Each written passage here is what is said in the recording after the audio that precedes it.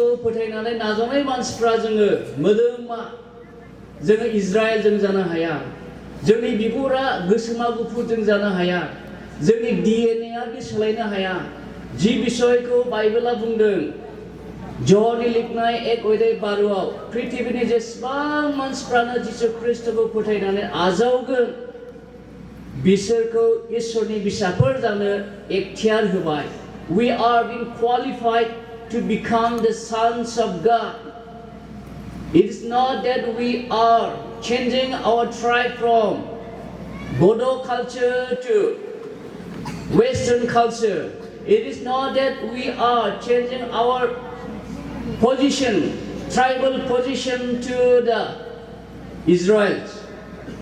जोङो बेखौ सोलायनो हाया. DNA will not allow us to change our identity. But the Bible says we are being transformed by the Holy Spirit. Our identity has been changed in spiritually, not in the form of body. The Bible says whosoever believes in the Lord Jesus Christ, they are being considered or qualified to become the sons of God. So we should understand the biblical teaching, the biblical foundation for which the Lord Jesus Christ says to this world. That's why we cannot simply say that we become Israelites. By accepting the Lord Jesus Christ, we cannot simply enter to the family of Israel because God has specifically considered the 12 tribes to be His own people. But the Bible says, as many as believe Him, we all are being qualified to become the sons of God. We all are in Him. We all are in His hand. Whosoever believe in Him, either black and white, either Uran or Shautal, either Boro or whoever it may be. We are all one in Christ, but doesn't mean that we become Israel. आं बेखौहाय क्लारिफाइ खालामनाय जाबाय जिसु ख्रीष्टखौ फोथायनायजों जोङो बर'निफ्राय Israel जों जानो हाया सासे सौताला इजराइल जानो हाया किन्तु जों जिसु ख्रीष्टखौ फोथायनायजों जों बिनि बिसाफोर जानो हायो बाइबेला बेखौ प्रमाण होदों जोङो दानि इसोरनि बायख'निथिं जों थांनि मानोना इसोरनि बायख'खौ जोङो थांनाय हरनिफ्राय सोलोंबोदों जोङो प्रथमावनो जुबिलिनि ओंथि जुबिलिया माखौ बुङो लेबि बिजाबनि 25 अध्यायाव इसोरा जुबिलिनि समाव मा खामानि मावदों जुबिलिनि गेजेरजों इसोरनि थांखिया मा आरो बे जुबिलिनि गेजेरजों इसोरा जों मानसि माहारिनि लागै redemption, deliberation को मा राहायै होदों जों बेखौ नायबोनाय जादों दहाय सानजौफुआव जों नायदोंमोन इसोरनि महान अननायखौ मोननायखाय जोङो जेब्लाबो इसोरखौ हामबाय होनो नांगौ बे बिषया जोंनि होखा जानाय टपिक जानायखाय आरोबाव दिनै हराव जों बेखौ कन्टिनिउ खालामनानै नायलांबाय थानि remembering and celebrating God's faithfulness. इसोरनि गाहाम मावनायखौ गोसोखांनानै जोङो इसोरनि गाहाम मावनायखौ जोङो बाख्नायनो थाखाय जोङो मोनसे शास्त्रफोर फरायनि गितफोरनि 103 एकनिफ्राय 5 पदखौ जों फरायनि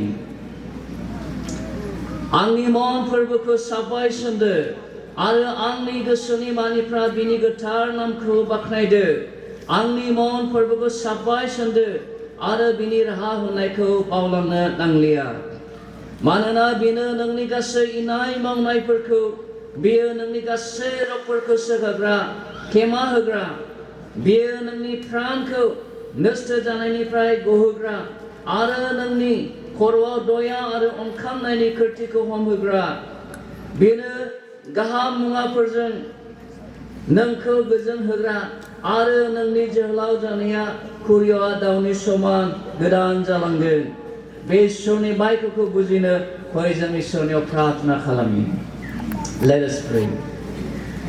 दयालु इसोर जिउआ आफा जोङो नोंखौ हामबाय होनदों बे बेलासिनि समखौ नोङो जोंनो होनायनि थाखाय नोङो जोंनि इसोर नोङो अब्राहाम इसाक जाकबनि इसोर नोङो फिरिमानिनि इसोर नोङो एभारलास्टिं इसोर प्रभु जोङो नों गोथां इसोरनि खाथियाव फैदों नोंनि बायखोखौ सोलोंनो थाखाय आङो नोंनि बिन्दोआव गसंनानै दङ नोङो आंखौ नोंनि पबित्र आत्माजों सुफुंनानै नोङो फोरोंदो जाहाथे नोंनि बे पेन्डेलनि सिङाव जिरायनाय बिसाफ्रा नोंनिफ्राय नोंनि बायखोखौ खोनानो मोन्थों दिनै हरनि समाव नोङो जोंनो मा फोरोंनो इच्छा दं आं गावखौनो नोंनियाव गथायबाय जों बयखौबो समानै नोंनि बायखोनि गेजेरजों फोरोंदो जिसुनि मुङाव बियो आमेन जोङो बयबो मिथिगौ गांसेनि सामुएलनि सल्ल'आव जेब्ला जोङो नायो जायहा नैबे गितफोरनि 103 खौ लिरदों बेनो जाबाय जेसेनि बिसाज्ला दायुदनि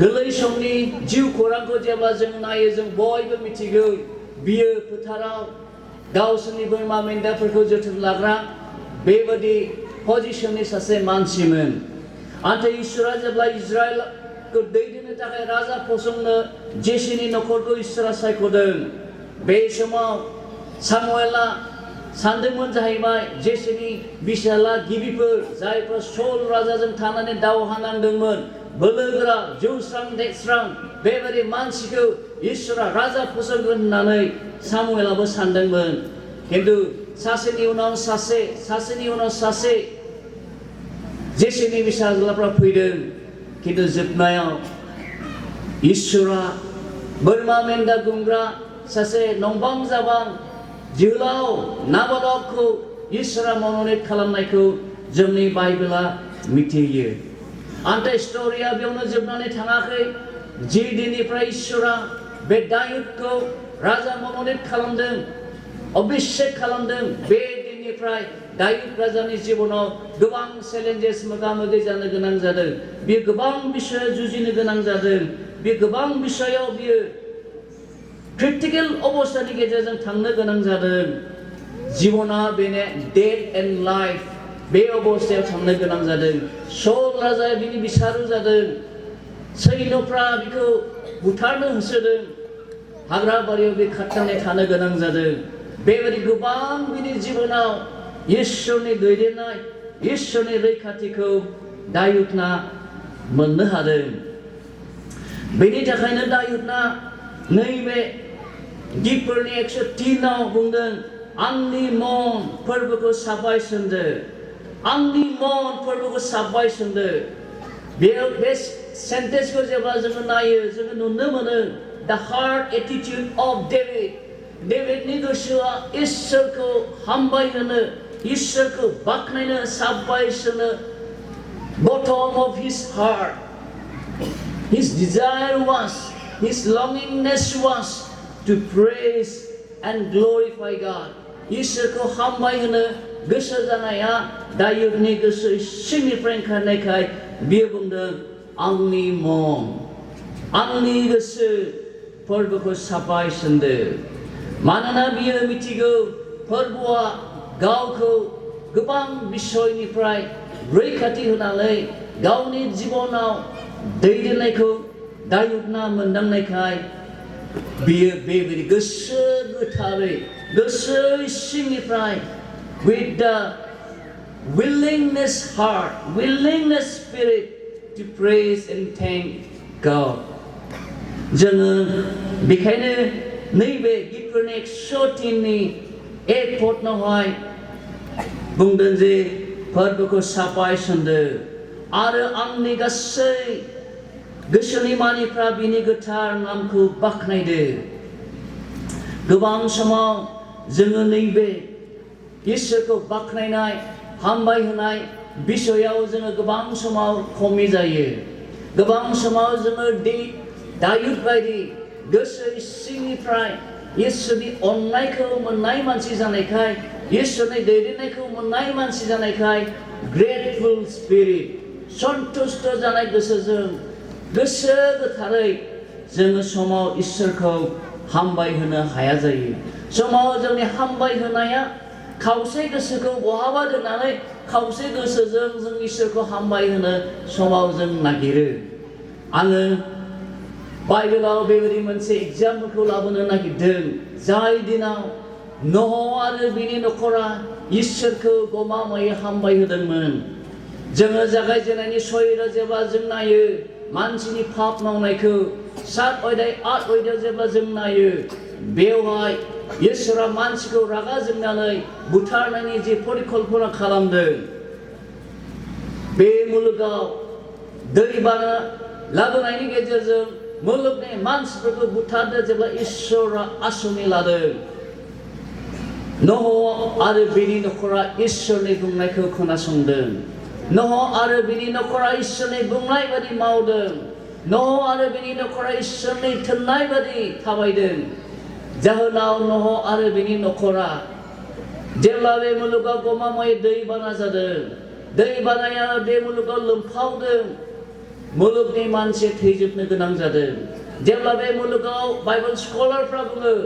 over 370 days बे मुलुगाव जेब्ला दैनि हलम हुथुमा मुलुगाव लोमसावनानै थादों बे समाव नह आरो नहनि नखर जिब जुनार जरा जरा नहनि बानायनाय नावनि सिङाव खामिनानै बिसोरो जिउ खांनो मोनदों जेब्ला दैया रानबाय इसोरनि बुंनाय बादि इसोरनि थिननाय बादि जेब्ला नह आरो बिनि नखरनि मानसिफ्रा नुनो मोनदों जे हागुं जाबाय दैया रानबाय बेसेबां बिसोरो गोसो सिंनिफ्राय इसोरखौ बाख्नायदोंमोन माबायदि बिसोरनि जिबनावलाय सन्तुष्ट जादों गुथाय मुलुगनि मानसिफ्रानो थैजोबबाय गुथाय मुलुगनि जिब जुनारफ्रानो थैजोबबाय गावनि बनायनाय नावआव थानायनि अनगायै जे दिनाव इसोरा बिसोरखौहाय बासायनानै हागुङाव लाबोफिनदों बे समाव गमामायै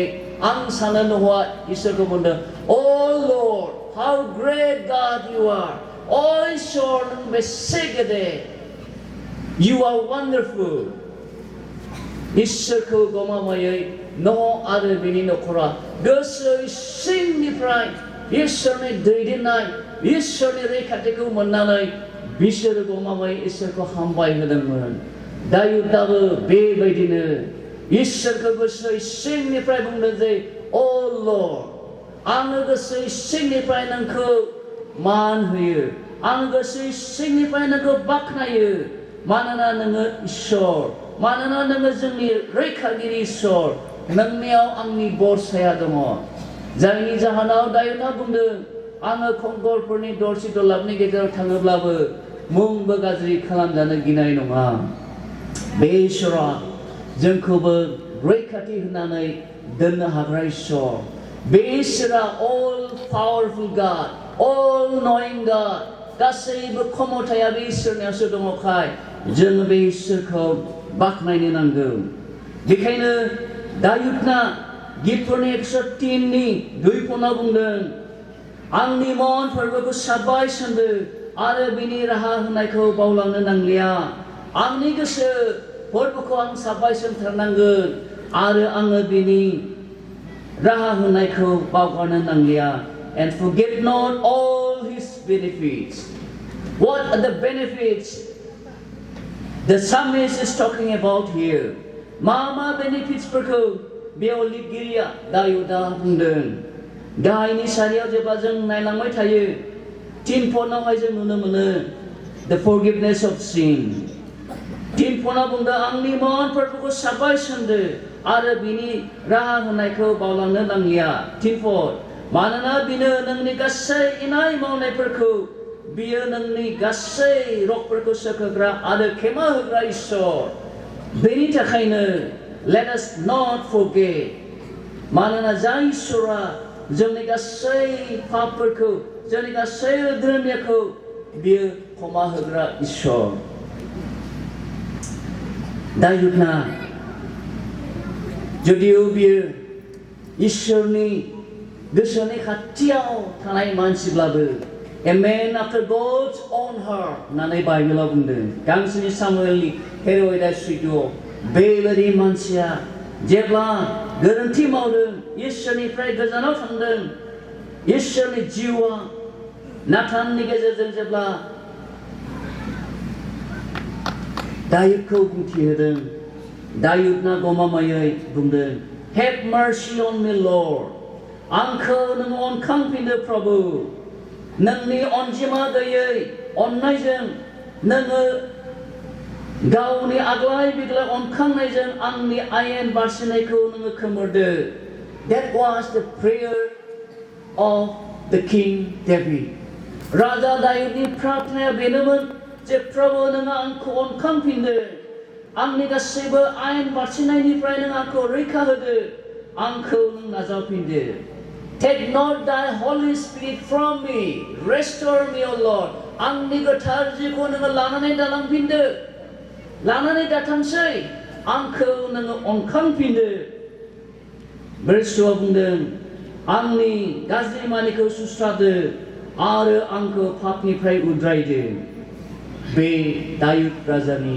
प्रार्थनामोन दायुद राजानि प्रार्थनामोन मानोना जोङो बाइबेला खोन्थायो पौलआ रमायाव थानाय मण्डलीनि मानसिफोरनो Romans chapter 3:22 बुंदों all had sinned जों गासैबो पाप मावबाय आरो जों इसोरनि महिमानिफ्राय गोजानाव थांबाय For which बेनि थाखायनो मुलुगनि मानसिफोरनो we need a savior जोंनो बासायगिरिखौ नांगौ उद्धारकर्ताखौ नांगौ आं बे बाथ्राखौ जेब्लायबो बुंनो नागिरो आरो बुङो जोङो ख्रिस्टियान नखराव जन्म जानायजों जों अटोमेटिकली सेलभेशननि क्वालिफाइड जों जानो हाया ख्रिस्टियान नखराव जन्म जानायजों अटोमेटिकली जों सोरगो रायजोनि अधिकार जानो हाया It is only by believing accepting the Lord Jesus Christ and confessing our sin जों जिसु ख्रिस्टखौ फोथायनानै आजावनायजों आरो जोंनि गोरोन्थिफोरनिफ्राय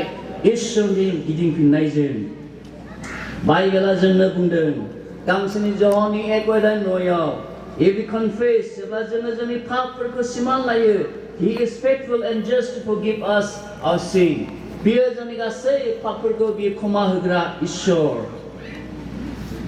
पौलआ एफिसियारिफोरखौ बुंदों ख्रिस्टनि थैजों जोङो गहोजाबाय बे जाबाय जोंनि पापफ्रा निमाहा होजाबाय इसोरनि दयाया बेसे महान जोङो इसोरनि दयाजों जोंनि पापफ्रा निमाहा होजाबाय That's why बेनि थाखायनो दायुदआ बुंदोंमोन Forget not all his benefit for his forgiveness बेनि जोंनि जिबनाव पापनि निमाहानि थाखाय बे निमाहाखौ जों मोननाय मानसिफोर जानायखाय बे अनखांनायखौ मोननायखाय जों बे इसोरनि अननायखौ बावनानै थांनो नाङा होननानै दायुदआ बुंदों दिनैबो जोङो बे अनखांनायखौ मोनबायब्ला जों इसोरखौ बेनि थाखाय हामबाय होनो नांगौ आरो बे अनखांनायखौ जों मोनाखैब्ला नोंथाङा दिनैनि हराव जिसुनि खाथियाव फैनांगोन गावनि गोसोखौ जिसुनियाव होनांगोन जेब्ला गाहायनि सारियाव verse 3 नि बियाव जेब्ला जों नायो जोङो बेयाव नुनो मोनो जायहा जोंनि गासै बेमारफोरखौ सोखायो the good health मोजां देहा मोननायाबो इसोरनि बोर जायखौ जोङो जेब्लायबो बुंबाय थायो आरो मोजां देहा मोननाया इसोरनि अननाय नङाब्ला जोङो बे मुलुगाव मोजां देहा लानानै खामायनो हानाय नङा मानोना जों जि खाद्यफोरखौ जायो बे गासै खाद्यफ्रा दिनै पयजनास खाद्य जाबाय जों जि मैगं थाइगंखौ जायो गासैबो बिस गोनां मैगं थाइगं जाबाय जि दैफोरखौ जोङो लोङो बे दैफ्राबो गासैबो गाज्रि जाजोब्बाय जि बार जों लायो बे बाराबो पलिउटेड जाबाय बेबायदि गुबुंले मुगायाव जोङो खामायनानै दङ नाथाय इसोरा जोंखौहाय बेबायदि अबस्थानि गेजेरजोंब्लाबो जोंनो इसोरा गाहाम देहा होनानै जोङो लाखिदों बेनिखायनो जोङो जोंनि गासै गोसो मोदोम जिबनजों इसोरखौ हामबाय होनो नांगौ बियो जोंनो मोजां देहाखौ होख्लायनायनि थाखाय नोंनि गासै बेमारखौ सोखाबाय बुंनाया फिजिकल आरो स्पिरिचुअल हिलिंखौ बुंनाय जादों माखासे बाइबेल पन्डितफ्रा बुंनो हमो जायहा जोंनि गासै बेमारफोरखौ सोखायो होननायखौहाय खालि फिजिकल देहानि सोखानायखौल' समाव जों बुंनो नाबायो नाथाय बाइबेला जेब्ला बुङो always it speaks two ways. सोखानायखौ बुंनायजों लोगोसे आत्मिकनि सोखानायखौसो इसोरा बांसिन जोर होनानै बुङो. आत्मिकनि सोखानायखौ इसोरा बांसिन नोजोर होयो. सासे मानसि मोदोमनि सोखानायखौ मोननानै आत्मिकआव बि सोखा जायाब्ला परित्रान मोनाब्ला बिहा जेबो लाब गैया. बेनि थाखायनो इसोरा जेब्लायबो जेब्ला बे बिषयखौ बुंदों जोंनि जिबनखौ बुंदों जोंनि जिबनखौ नोजोर होनानै बुंदों मोदोमनि सोखानायजों लोगोसे जिबननि सोखानायखौ इसोरा बुंदों.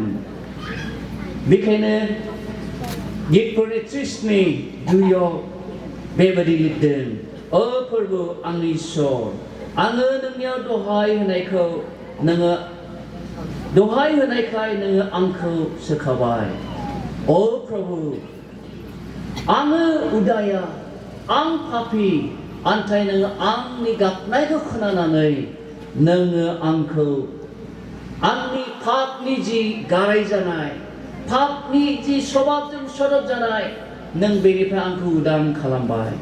प्रथम मोनायाव आं बेखौनो बुंदोंमोन इसोरा मानो जुबलिखौ लाबोदोंमोन. खारना बेनोमोन इसोरा गावनि मन'नित खालामजानाय इजराइलफोरखौहाय जेब्लायबो बान्दा जाजानायखौ बे लुबैयाखैमोन. दुखुथिया जानानै थाबाय थानायखौ लुबैयाखैमोन. सोरनिबा आथिं सिङाव थाबाय थानायखौ बियो लुबैयाखैमोन. बेनिखायनो इसोरा मोनसे लामाखौ होदों. जाय मानसिफ्रा सुख'फिननो हाया जाय मानसिफ्रा दाहाराव गेब्लेबाय बे मानसिफ्राबो जे उदांस्रिखौ मोननानै साफा साफा आबुं व्यक्तिफोर हिसाबै जिउ खांनो हायो. बे नोजोरखौ लानानै इसोरा जुबलिनि गेजेरजों रिडेम्पसन लिबरेशनखौ लाबोदों. सख' जानाय उदांस्रिखौ इसोरा गावनि मानसिफोरनि लागै मसेनि गेजेरजों लाबोनाय जादोंमोन. मानो दायोनालाय बुंदोंमोन इसोरनि बे मोजां मावनायखौ बावनानै दाथां. मा बेनिफिट्सफोरखौ बियो बुंदों.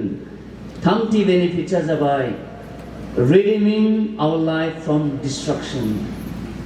Verse 4 जेब्ला जों नायो गितफोरनि 103नि 4 जायहा नोंखौ जिबनाव जोबस्रांनाय लाबोनायनिफ्राय सख'यो.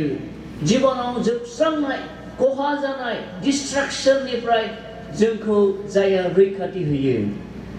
एसे सिगां जों नुनो मोनदों बे मुलुगाव थांनाय बोसोर सिगांनि बोसोराव आरो दाबो जाबोनो हमदों. कर'ना भाइरासनि गेजेरजों गोबां मानसिफ्रा सैनांदों. गोबां मानसिफ्रा खस्थ' मोनदों. गोबाङा जिउबो गोमानो गोनां जादों. आन्थाय इसोरा जों बे ओनसोलाव थानाय गोबां मानसिफोरखौनो बेबायदि जाथायफोरनिफ्राय रैखाथि होनानै दोनदों. बे जाबाय इसोरनि अननायजोंल' अनजाग्राफोर. इसोरा बे ओनसोलाव थानाय मानसिफोरखौ जोंखौ अननानै बेबायदि गिख्रंथाव सैनांनायनिफ्राय इसोरा जोंखौ बासायदों. बे डिलिभारेन्स बे सख'नायखौ जोङो जिबनाव गोसोआव लानानै जों इसोरखौ हामबाय होनो नांगौ. जोंनि न'खरफ्राव गोरलै इसोरनि गाहाम मावनायखौ जों स्वीकार खालामनो रोंनांगौ. जोंनि मण्डलीयाव गोरलै इसोरनि गाहाम हाबा मावनायफोरखौबो जों बावनानै थांनो नाङा. गेदेर गाहाम मावनायखौल' नङा गोरलै फिसा जोंनि जिबनाव जोंनि गथ' गथायनि जिबनाव जोंनि न'खर जानायाव जोंनि मण्डलीयाव इसोरनि गाहाम मावनायखौ जों गोसोखांनांगौ. बे मण्डलीया 50 बोसोर बैसो जाफैबाय. 50 बोसोराव गोबां निश्चय नोंसोरनि जिबनाव नोंसोरनि न'खर खांनायाव इसोरनि ब्लेसिंसआ निश्चय गोग्लैबाय. बहुद समाव जों बे आशीर्वादफोरखौ बावनानै थांबाय जानो हागौ. आन्थाय दायुदनि मेथाइनि गेजेरजों जोंनो गोसोखांहोदों बेफोरखौ जोङो बावनानै थांनो नाङा. गितफोरनि टेस्टनि 4 बुंदों फोरबुआ जोंखौ खंखरफोरनि दरसि दलाफोरनिफ्राय जानांगौ खैफोदफोरनिफ्राय रैखाथि होफ्लायगोन. बियो मानो जोंखौ बुंदों नोंसोरो बिनि बेनिफिट एबा मोजां हाबा मावनायनिफ्राय दोरोदनो एबा बावनानै थांनो नाङा. मानोना बे इसोरा He is loving kindness and tender mercies God. इसोरा दया आरो अनखांग्रा इसोर। बेनि थाखायनो जोङो बेनि गाहाम मावनायखौ बावनानै थांनो नाङा।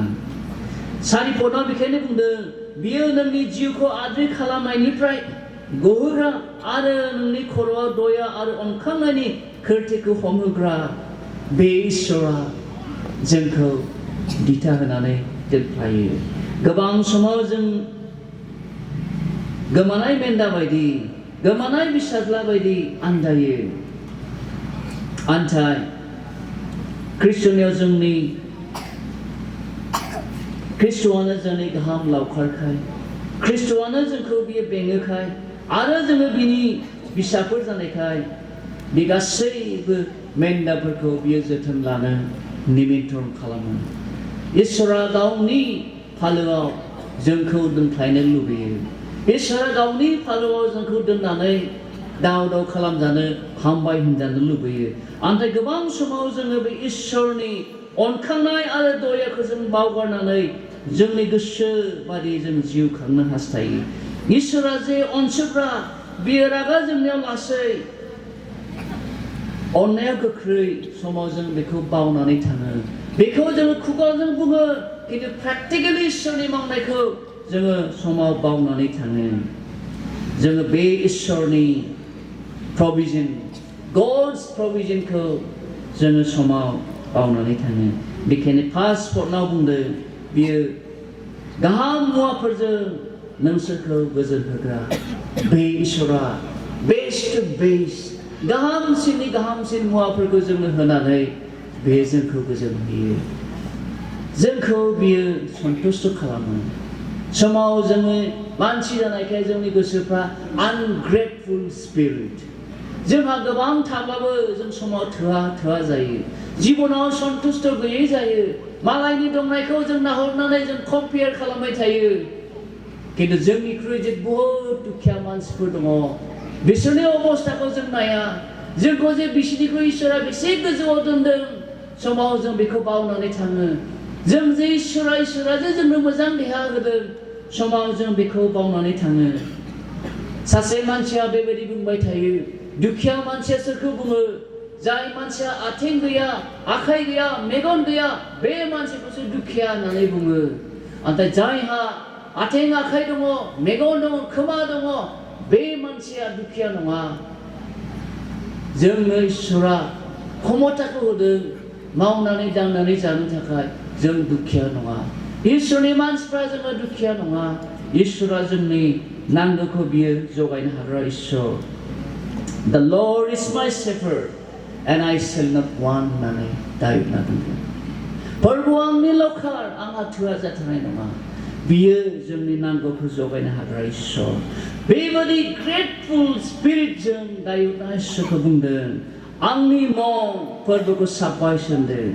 नोंनि गासै मोजां मावनायखौ आं बावनानै थांनो नांथारा।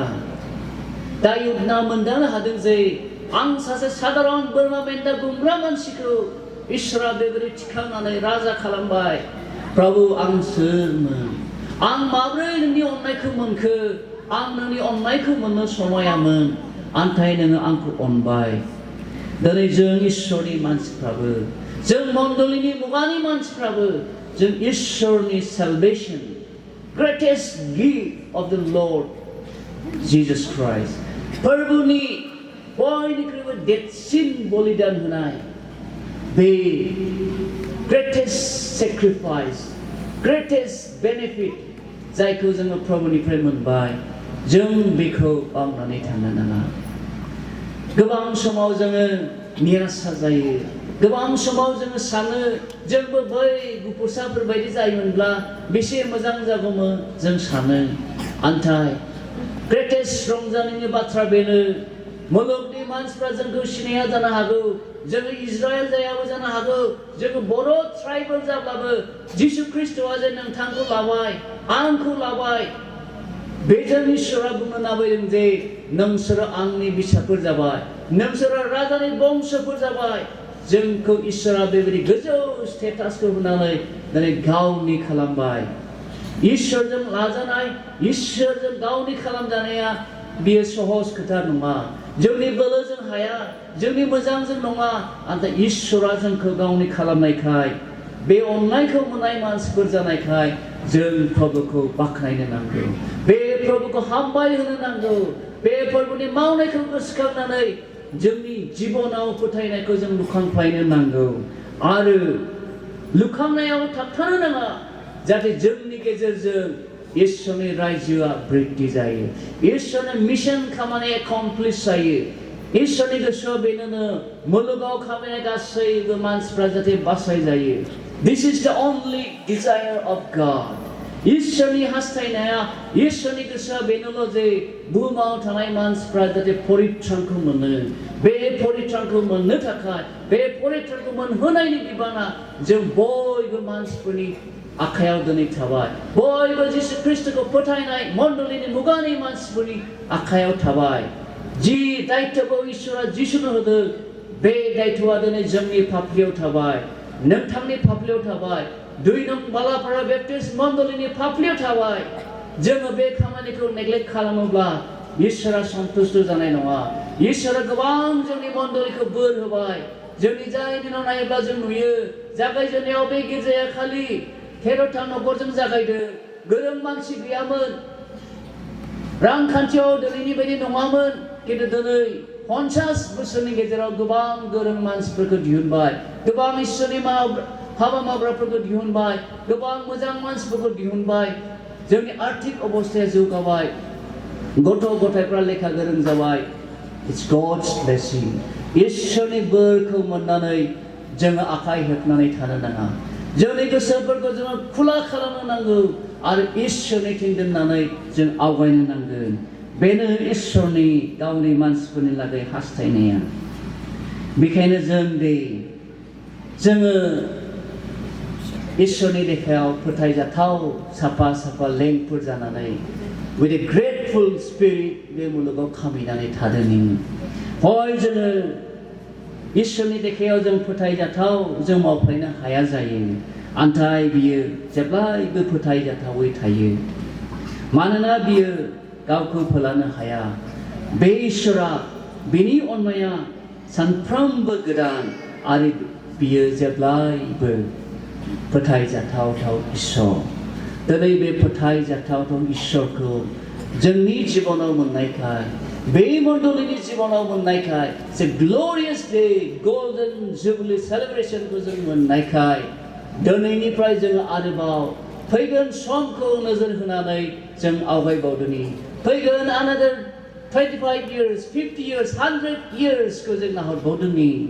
जाहाथे इसोरा जोंनि बे मण्डलीनि गेजेरजों गावनि उद्देश्यखौ मावफुङो आरो जोंनि बे मण्डलीया जाहाथे with a grateful spirit दायुद बायदि गोसो सिंनिफ्राय इसोरखौ बाख्नायग्रा मण्डली खालामफायथोंसै दायुद बायदि गोसो सिंजों इसोरखौ हामबाय होग्रा व्यक्तिफोर खालामथोंसै गोसो सिंजों इसोरखौ हामबाय होग्रा नखरफोर खालामथोंसै आरो जोंनि बे मण्डलीखौ मिशनारि मण्डली खालामनानै जेब्लायबो जिउ जारनियाव दैदेनलांफायथोंसै इसोरा दिनैनि मोनाबिलिनि बे इसोरनि रावनि गेजेरजों जों बयनिबो जिबनाव बोर दान लाबोथोंसै हामबायसै आमेन